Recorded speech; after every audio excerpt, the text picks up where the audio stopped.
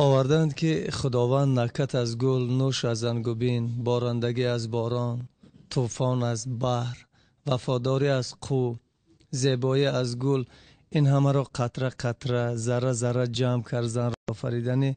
وقتی خدا زن آفرید از برگ گل تن آفرید. با آنکه هر قدر بزرگ می شوم، عمر می گذرد، وقت می گذرد، می اندیشم که زن در زندگی برای مرد کی است؟ شاید هم نفس، هم راز، هم قدم، اونه که مرد نمیتواند به حیات زن زندگیش رو تصور بکند.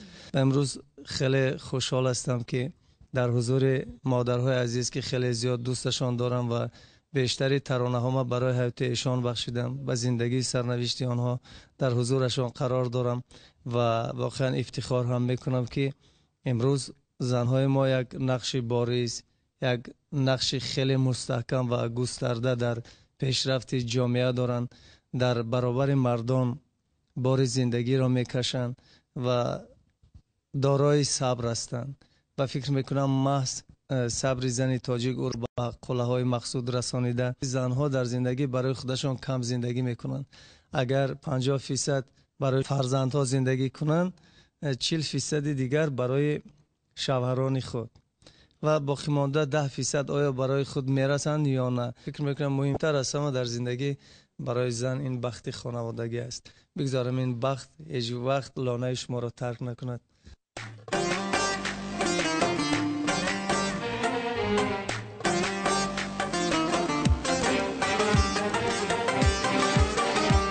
این سال گذشت یار پیمان شکست، پیمان شکست، سرگی دلی ما غروری جانان شکست، جانان شکست، در دامن عشق خانه کرده مدره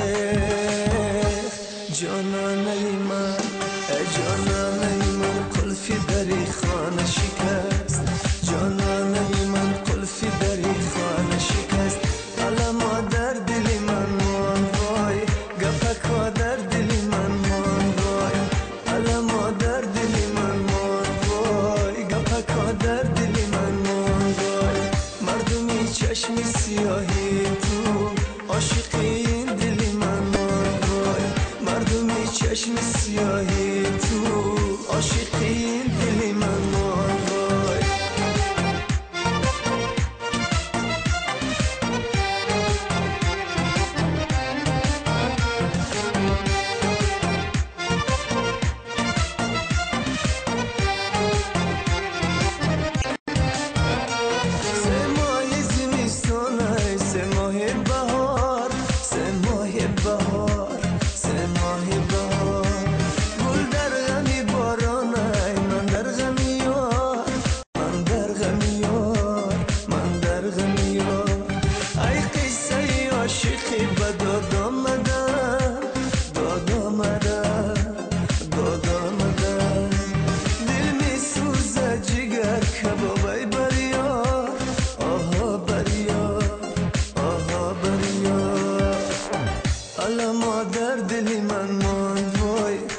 پکا در دلی من مان وای، علما در دلی من مان وای، گپکا در دلی من مان وای.